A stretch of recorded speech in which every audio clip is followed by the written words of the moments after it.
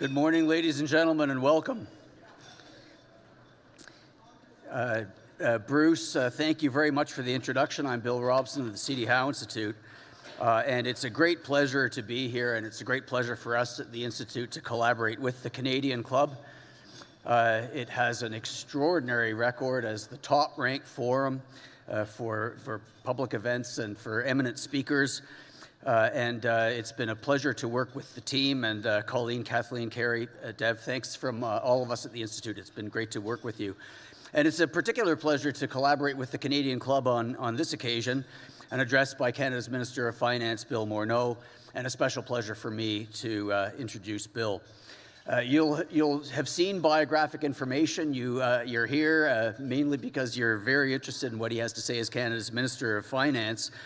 Since his election, over the 4.5 years since his election in October of 2015, Bill has been a pivotal figure in the federal government, its economic and fiscal policy, and we're all looking forward to hearing his thoughts about Canada's economic and fiscal challenges and how the federal government should respond to them. Before turning the mic over to Bill, let me just supplement a little bit of the biographical material that you'll have seen on the website and that you'll know about him. One of the things that I want to highlight, he had a terrific career in business, taking Morneau Chappelle from, boutique, is that fair, Bill? A boutique actuarial and benefits firm to the global company that it now is, providing human resources services right across the spectrum. He has a lovely family. And I know Nancy's here. I'm not sure where she is, but to go from that to public life, you have to seek a nomination, you have to get elected. Once you're there, it doesn't get any easier. The intense scrutiny, lots of people who think they know how to do your job better than you do. The intense schedule. Here we are on a Friday breakfast with 450 people. It's not quite like sitting across from Nancy on a Friday morning. It's a tough job, and in Canada we are very lucky to have people who will go into public life, make that choice as Bill has done, and I think we should salute that.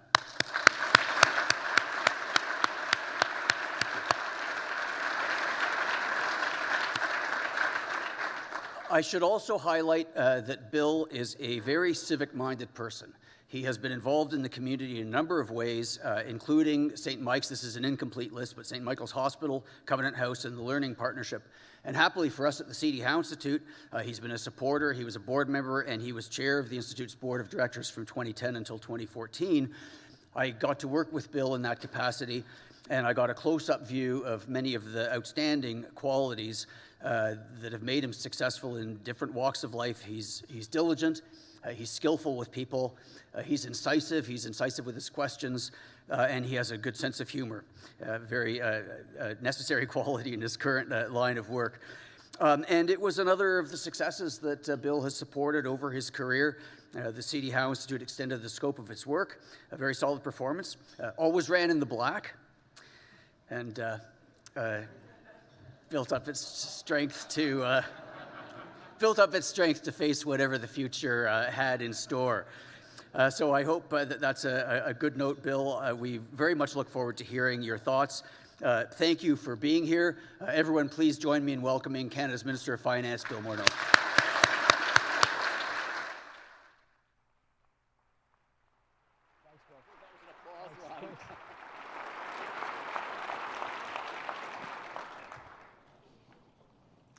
Well, thank you, Bill. He didn't know whether it was an applause line to mention that the C.D. Howe was in the black and leave an inference there. I was trying to get us to invest in the future at the C.D. Howe Institute, and who knew? It's really a pleasure to be here this morning, and I want to start by thanking the C.D. Howe Institute and also the Canadian Club for hosting us this morning. I want to thank all of you for being here today to hear a few thoughts from my perspective.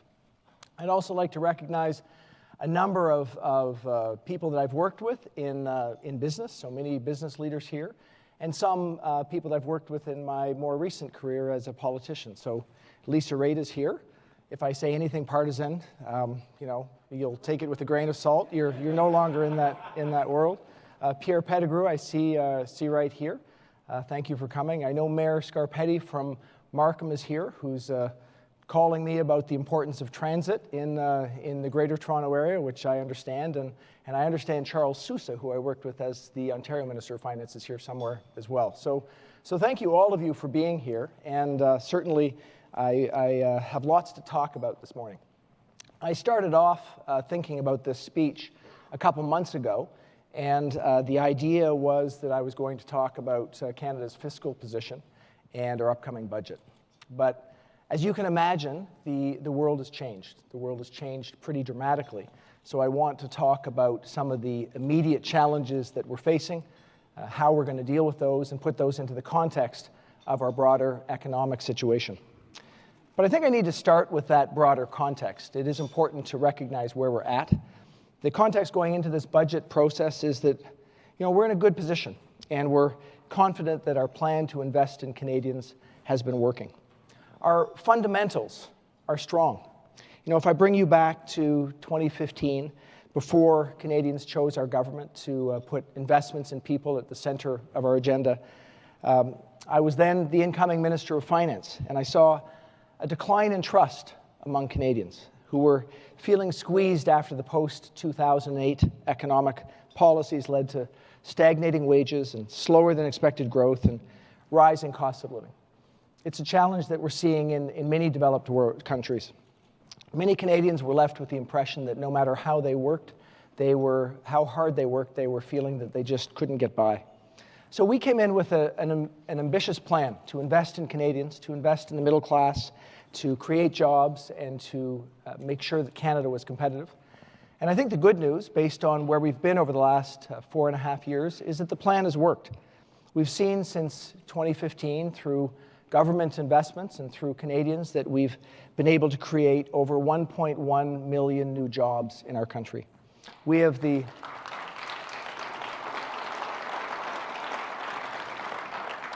We have, and I think you know, the lowest levels of unemployment that certainly I've seen in my working lifetime. Wages have risen, and over 1 million Canadians today have been lifted out of poverty over the last 5 years.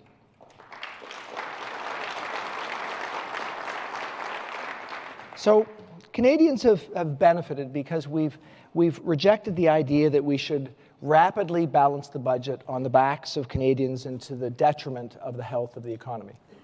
Instead, we decided to be bold and to use Canada's strong fiscal position to invest in Canadians and to ensure that everyone could benefit from strong economic growth.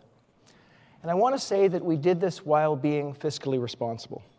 Our fiscal position today remains very good. Our debt to GDP is on a downward track, and it's projected to continue out the length of the cycle.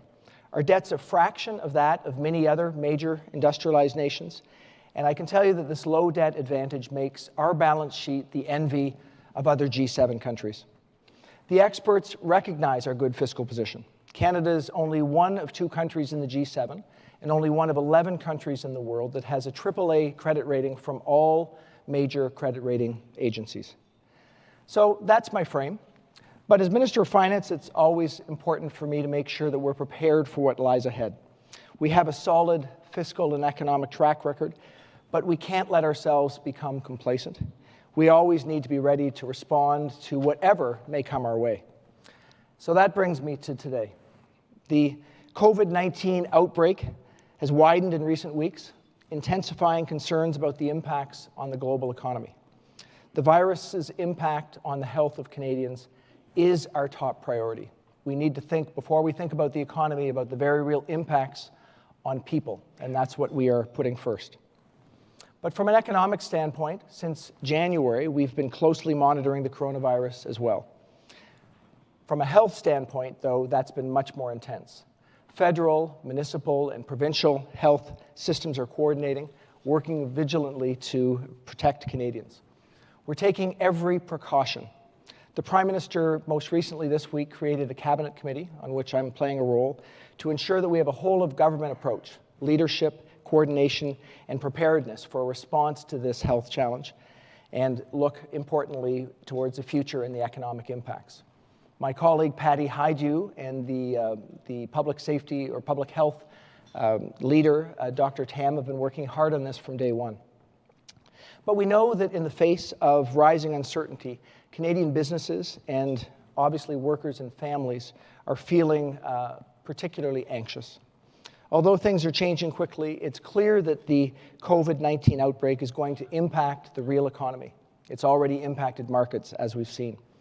Over the last few weeks, I've been in touch with my international counterparts. This is a global problem, and it requires international cooperation. When I was at the G20 meeting of finance ministers and central bank governors less than 2 weeks ago, I will tell you that it feels like a lot longer than that, we talked about the need to enhance global risk monitoring in the face of the COVID-19 challenge. On Tuesday this week, we had a call with the G7 finance ministers and central bank governors to discuss the potential for greater collaboration and coordination, where we reaffirmed our commitment to use all available policy tools to achieve strong and sustainable growth and to safeguard against downside risks, working together. On Friday, we had another call with the International Monetary Financial Committee to coordinate more broadly, recognizing that the risks from coronavirus are potentially even more challenging in countries with weaker health systems. And in a global system, that impacts all of us. On Wednesday, I had a call with my provincial and territorial counterparts to keep them up to date on international discussions, but also to discuss potential coordinated Canadian actions. And throughout this, I've been in touch with the heads of Canadians' financial institutions to talk about the state of our financial situation and with business leaders more broadly. You've seen that central banks around the world, including the Bank of Canada, have already taken action in response to risk to the economy associated with the outbreak and the uncertainty that it's creating. So what I can say is that while the full economic impact remains uncertain, the impacts on Canada and the rest of the world we see materializing through 4 main channels. First of all, we're already seeing the impacts on commodity prices, in particular on oil and metals. There are significant impacts on travel and tourism, as we're seeing travel disruptions, travel restrictions that are changing the situation for sectors like air transportation, retail, hotels, and restaurants.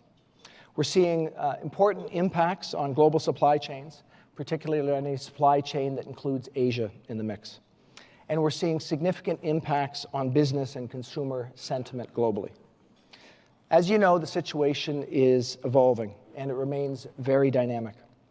But it's important to note that the impact on Canada will ultimately depend on the depth and the length of the virus. The geographical spread is particularly important. And these things cannot be known until they're known. So our government is planning for every contingency. We stand ready to support Canadians and the economy as necessary in coordination with our provincial and territorial partners, as well as with our international colleagues. We're thinking about our response in 3 steps. Obviously, the first step has everything to do with health and protecting Canadians. And that is, in the immediate term, we are working to ensure that our federal public health capability to respond continues to be world-class. In the context of thinking about immediate issues, of course, we're soon going to be announcing support for Canadians who would have to be quarantined in order to prevent the spread of the virus. So those are immediate steps that we're working on. As a second step, I will tell you that we are continuing to monitor the impact on businesses and workers. And I will tell you that we have the tools to respond very quickly. As an important next step, I will tell you that as I'm preparing the budget for 2020, we're increasing our risk adjustment in that budget, the risk adjustment provision, to ensure that we're ready and able to respond. Nous réfléchissons à notre réponse en 3 étapes. La première étape, dans l'immédiat, c'est de veiller à ce que notre capacité fédérale de santé publique à réagir demeure de classe mondiale. Nous allons bientôt annoncer un soutien aux Canadiens qui doivent s'isoler afin de prévenir la propagation du virus. Dans le deuxième temps, nous continuerons de surveiller l'impact sur les entreprises et les travailleurs. Nous avons les outils pour répondre rapidement. Enfin, nous augmenterons notre ajustement en fonction du risque dans ce budget pour nous assurer que nous continuons d'avoir la capacité à réagir. We've also, of course, been taking action to address the economic impact of the blockades that we've seen over the last while. And I'll say that while it's too early for us to know the full impact of the blockades, we know they presented serious and significant challenges and frustration for businesses and for people across the country. Of course, we have to think about the many Canadians who depend on rail for necessities like food, the workers who use the train every day to get to and from work, and the workers whose jobs depend on our railroad sector. Thousands of workers were temporarily laid off. These impacts are real. Our government's been working around the clock to mitigate the economic risks of these blockades, but also to ensure that there's a lasting resolution. From the very beginning, we knew that we couldn't cut corners. We knew that dialogue, no matter how difficult, was the path that we had to follow. I know that many were critical of this approach, but we can now see that our approach has delivered results. Rail traffic is resuming. People who were laid off are being rehired. All of the blockades have been lifted. I want to say that the Prime Minister took the right approach, despite other politicians who were offering simple solutions to what is quite clearly a complex problem. And I want to say that if we must draw one lesson from the past few weeks, it's that the path towards reconciliation with Indigenous peoples is not linear. It takes dedication, hard work, and a recognition that there remains much work to do. It's a healing process that will see good and bad days, and we cannot lose our resolve in this.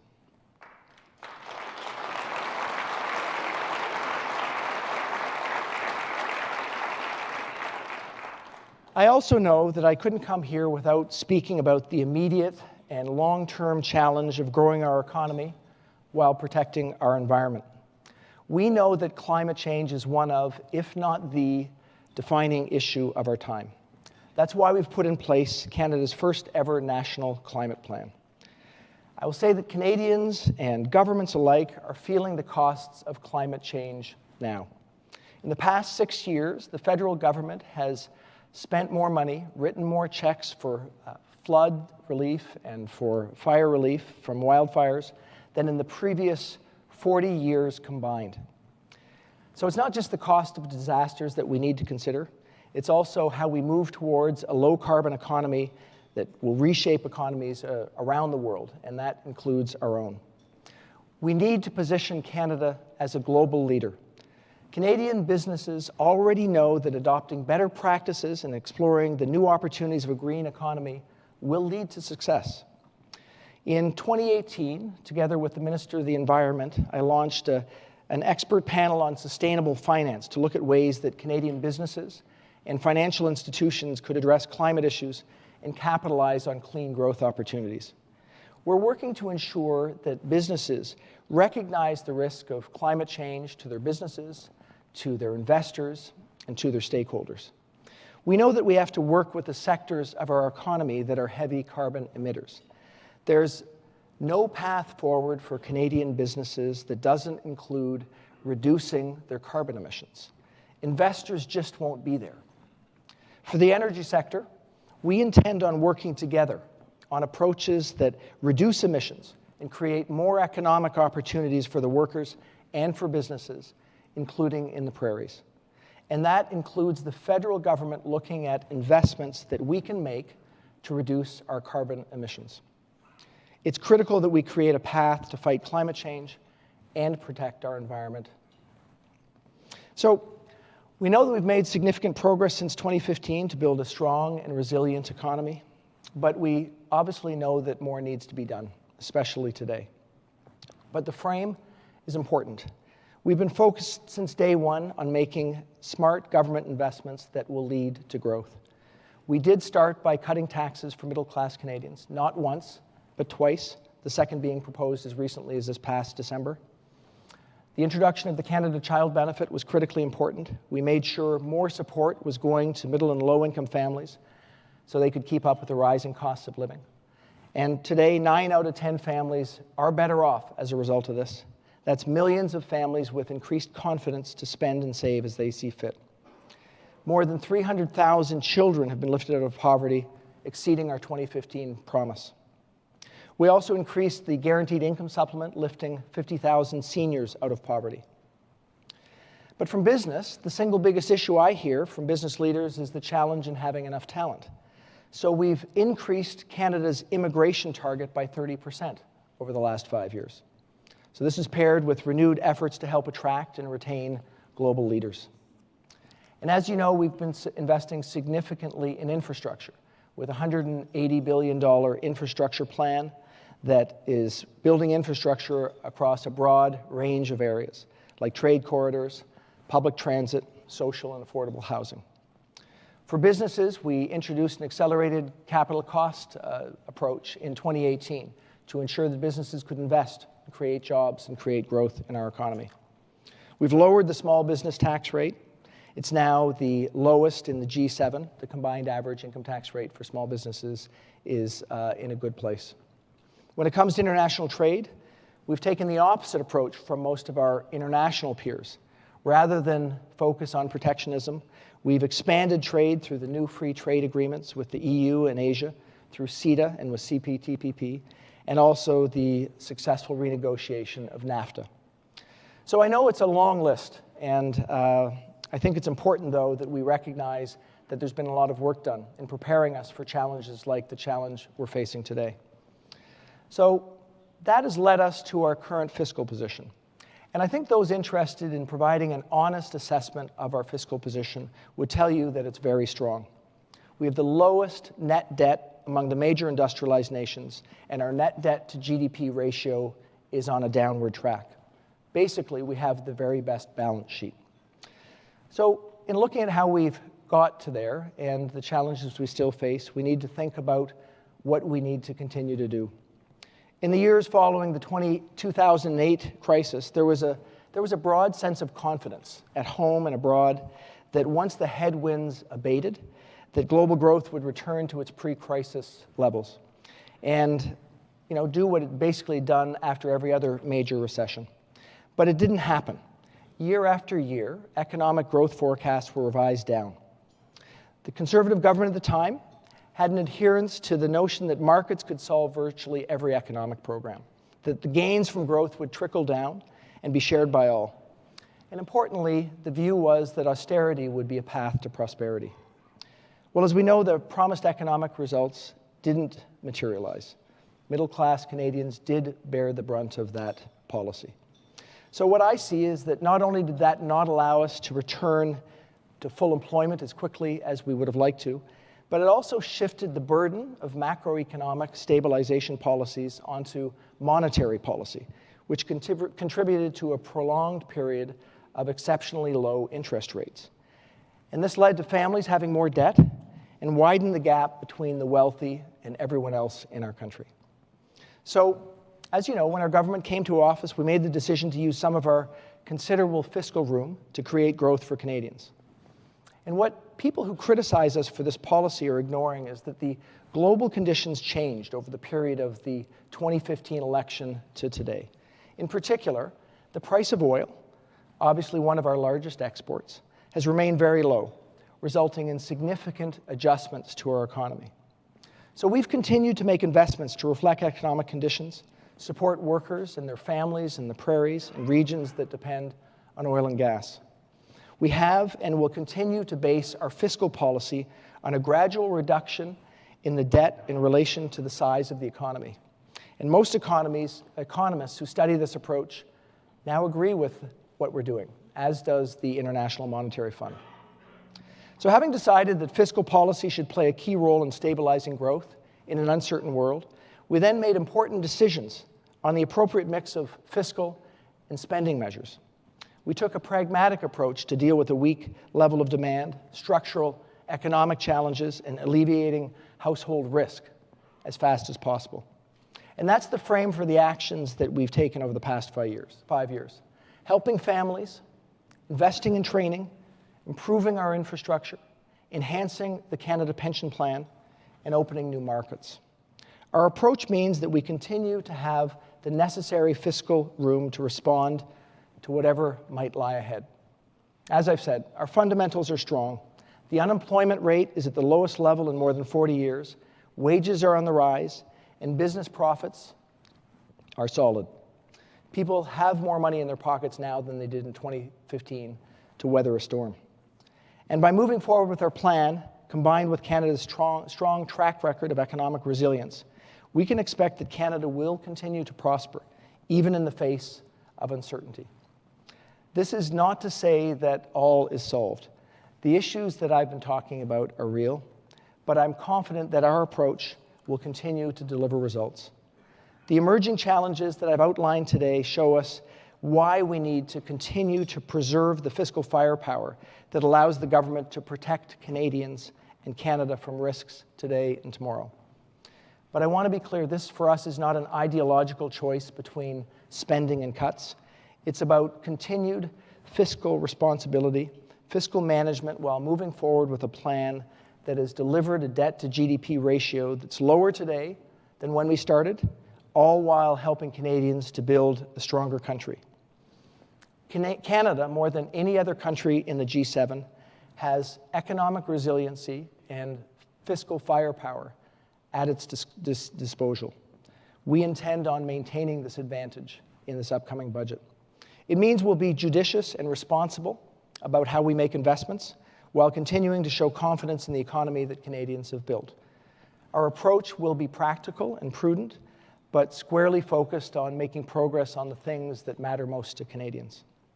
Cela signifie que nous serons judicieux et responsables dans la façon dont nous investirons dans ce budget, tout en continuant à faire confiance à l'économie que les Canadiens ont bâtie. Notre approche sera pragmatique et prudente, mais visera à faire avancer les choses qui comptent pour les Canadiens. So we will continue on a course, a practical course that makes sense. As we face challenges that have real impacts on people's lives, our long-term economic planning has created the foundation for a strong and resilient economy, putting us in a position to respond to global or domestic challenges alike. I look forward to continuing this discussion with Amanda up here on stage. Thank you very much.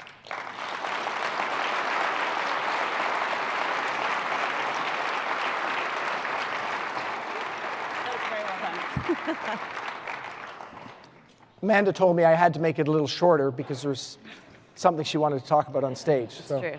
He was going to tell us what was in the budget, but I said, nah. Thank you. Nothing going on. As you allude, there are a whole bunch of issues that were already of serious economic import for Canadian businesses before COVID-19 landed on our economic shores and our health shores. I want to just start there. I know there are a bunch of, as you say, known unknowns. Just give me a flavor, if you can, of some of the ideas being floated in that committee and on that call with other finance ministers, of some of the creativity you're bringing to this. What are some of the aggressive ideas? If this is a worst case scenario, what might you do so that the business community can take some relief in hearing your thinking? It's an important question, and I think, what's the frame? I think we start with the frame that Canada is particularly fortunate that we have strong and coordinated healthcare systems across the country, and we're particularly fortunate that we have a very good fiscal position to respond. So that's a starting point. And the reason I start with health is that is the first thing that we're thinking about. We are obviously in a period where we have an extreme level of uncertainty. There's a risk of doing too little or a risk of doing too much, and we'd rather err on the risk of doing too much. And that's in particular around containment. So containment becomes the critical starting point because we're trying to make sure that our health systems don't get overwhelmed. So that's the work that Patty Hydew and Dr. Tam have been doing over the course of the last couple of months in very good coordination with other people around the country. So that's very positive. And thinking about next steps, as I mentioned, we need to think about ensuring that we have the capacity to do whatever we need to do in that first step. And that is details that we're working on right now. I was with the Prime Minister for a number of hours yesterday working on this, and I know he's working with others of my colleagues at the same time. So making sure we have the absolute capacity to deal with that. Then we do need to make sure that the direct impacts on individuals and businesses as a second step are considered. It's a unique challenge in the sense that businesses are facing both supply and demand issues at the same time. So there's going to be reduced demand potentially, and there's certainly reduced supply already. So we are thinking about how we help from the business sector, and that's, as I mentioned in those remarks, something that we are very much on top of right now. And we have tools that we've used in the past that have been effective, but we need to think about them on a broader scale. In terms of dealing with individuals, I mentioned just a small thing, like we need to deal with people who might immediately be off work because they are quarantined. But we need to think more broadly than that about protecting individuals. And then thirdly, beyond those things, there's the broader sense of what do we need to do to an economy if and when it faces challenges. I think we expect there will be challenges, but we can't expect or understand the magnitude. So we need to be prepared to think about those measures. And the context there is, first of all, as I said, we're going to take an additional provision for risk, recognizing the economic world that we're in is different than it was just a couple of months ago. And we're going to think about what are the ways that we might be able to use our fiscal firepower. I mean, you have a great balance sheet because sometimes they're rainy days. And, I'll tell you, the Prime Minister yesterday said to me, we're in a rainy day. One of the things I think that people are hungry for is just simply an understanding of the roadmap. So just briefly, when you think about sort of containment, are there sheer numbers that you would share that if we hit X level of COVID-19 cases in Canada, schools are closed? I mean, can you actually give Canadians, and for businesses similarly, these are some of the things we'll do in advance of. Central banks have moved in advance of this. Should fiscal policy move in advance of it as well? It's very dynamic. So I will tell you that we don't have any absolute marker, but you've watched other countries respond when they've seen things happen that are different than they might have expected the day before. So we are preparing ourselves for those eventualities. And I don't have trigger numbers, but I do know that we are and will continue to focus on being prepared. When I say we still need to keep working every single day because it's so dynamic. So you will hear more from us next week on specifics that we want to make sure that we aim first and shoot after. So we want to get it right, but it will be in the very near term. Are you talking to business leaders about what you would like to hear from them? In other words, loan forgiveness, periods of time when different rules may apply. You're sitting right beside Victor Dodig from CIBC. The banks could respond differently if people get offside of loans and credit situations. They could resist layoffs for longer than they might ordinarily. Are these conversations we should be having right now with the business community? Well, first of all, I mean, you mentioned Victor from CIBC. I think we've been on the phone 3 times this week already. I've been speaking to all of the leaders of our banking sector, spoken to other business leaders, and of course we're listening for businesses' preparedness for this. So issues like working from home. So Victor's comment to me was that at CIBC they right now have 20,000 of their 40,000 employees who could work from home. So that's a measure that they're thinking about. And I'm sitting on the other side of Bell Canada. We need to recognize that the sense of importance of our telecommunication systems at a time when we need to be prepared for those sort of issues. So yes, we're asking businesses how they're preparing. In terms of the direct issues around credit and what businesses might face, we're preparing for that ourselves. We're thinking about things that have been done before, but we're thinking about those things in the context of potentially being different in magnitude. But I say potentially because we need to know the facts before we move forward. We need to understand sectorally where the challenges are happening. You heard what I was saying. I mean, clearly in the tourism and transportation and oil and gas sector, we're going to see impacts. We're already seeing some. But in some other sectors, it's about how broad this issue is and the length of this issue. So we're trying to calibrate our response based on different scenarios. Before this potential crisis was upon us, Canada was grappling with some pretty serious issues of big, complex natures. And I want to start with the blockades. Where are we on resolution on that? Could they reappear, or are we done with blockades in this country? And as you answer that one, give me your letter grade on how your government managed that file. I always wish when I was at university that people asked me to grade myself, because it would have been straight A's all the way. So let's just first answer the substance of the question. This has largely been resolved. I mean, the rail blockades are down. It was obviously a period of pretty intense discussions. Nobody can give us assurance that we won't have people in our country that will continue to have points of view that are different than the prevailing point of view. We live in a democracy. So I think that what we've demonstrated is that discussion can get us to a resolution, even of particularly difficult challenges. And this was a particularly difficult challenge where we were facing, different groups that had legitimate things to talk about and a perspective based on history and the approach to managing things that we had to recognize. So we will continue to accept different voices. We will continue to focus on dialogue, but also demonstrate, I hope, as we did in this one, that there's only so long that these things can go on. So will things like this happen again?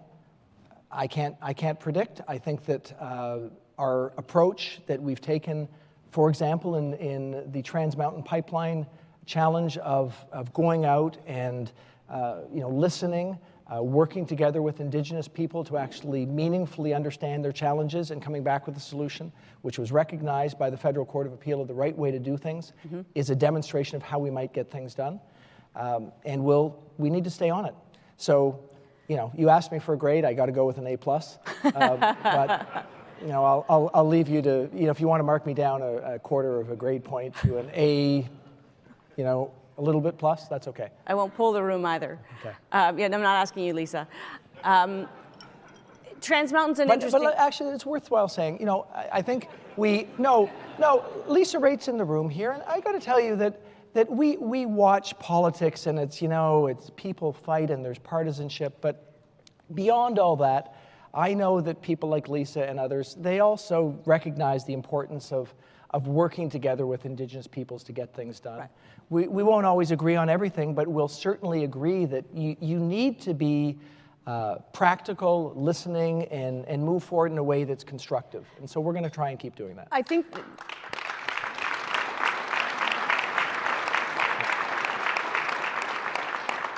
And I think the point is worth making, and Bill got us there, which is that nobody's in public life to do a bad job or not lead, and everybody is smart and well-intentioned.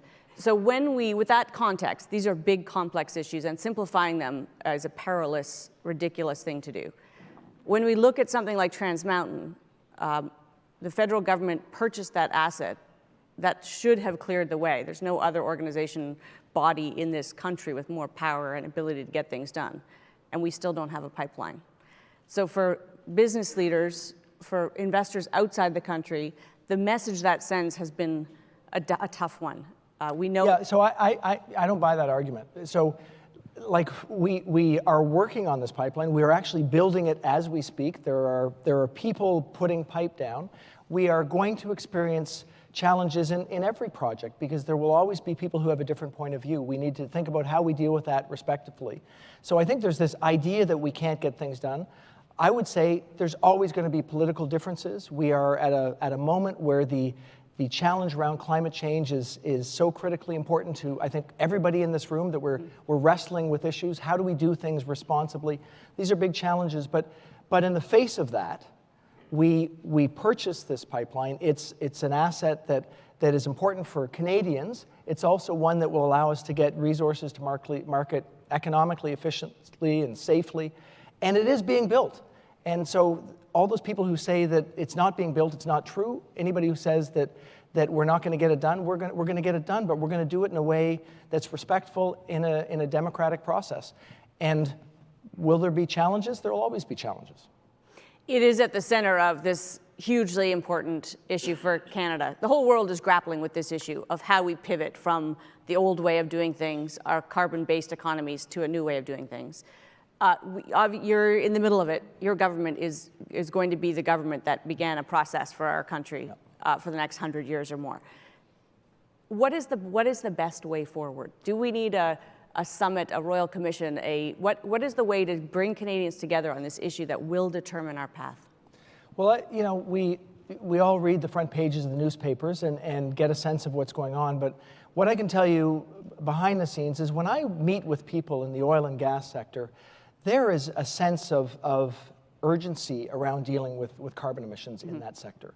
There's a realization that investment dollars are not going to flow to projects unless they can show that they are responsible from a carbon emission standpoint. So I think we have every opportunity to work together to find a way to drive down carbon emissions. And I will tell you that the federal government is going to work together with the sector to think about how we can do that. Where can we make investments that, you know, whether they're in carbon sequestration or whether they're in the electrification of a grid or whether they're in, you know, small modular nuclear reactors, places where we can actually have an impact on our carbon emissions that require some additional investment to get us across, you know, a potential hurdle rate challenge that businesses have. So that is really important to us because the future of our country is going to include us addressing our carbon emissions.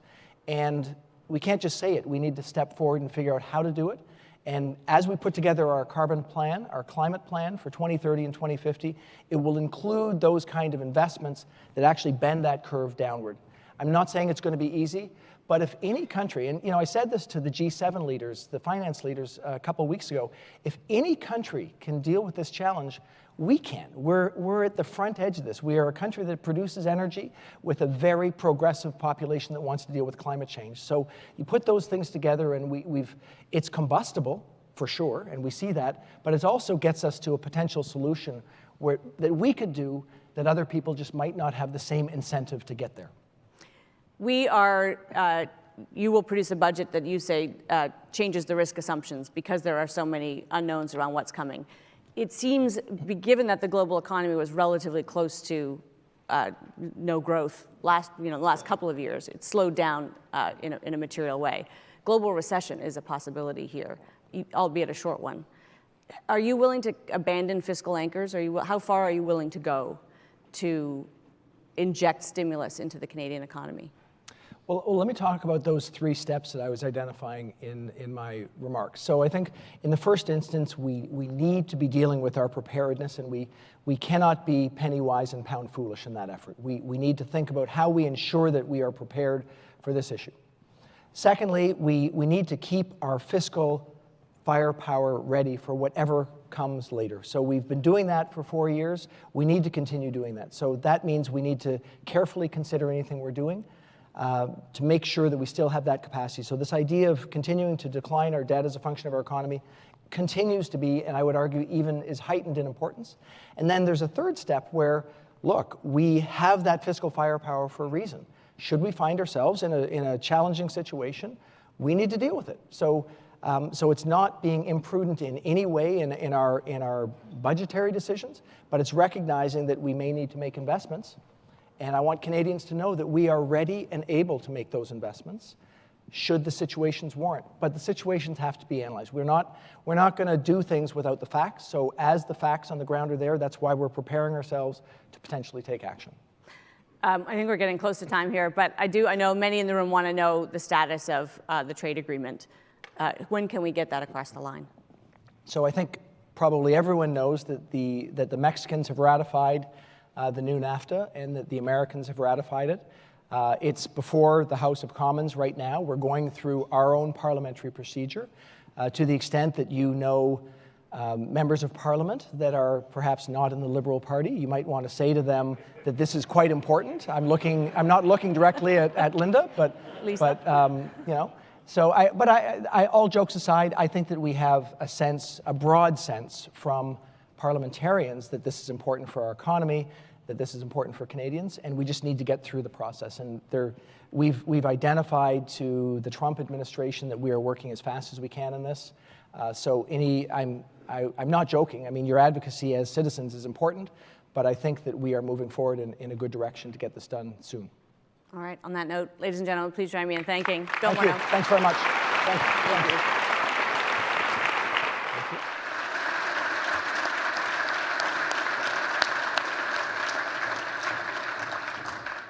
Thank you, Amanda.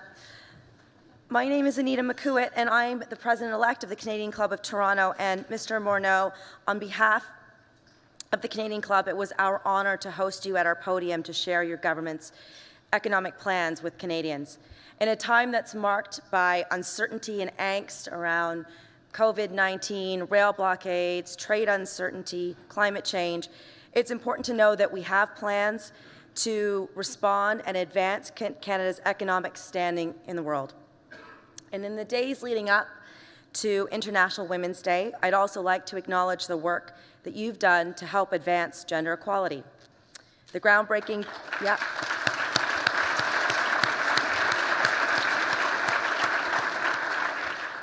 The groundbreaking Gender Results Framework, introduced in your budget in 2018, supports gender equality in important ways, including women's economic participation and prosperity. So thank you for joining us this morning. We wish you every continued success.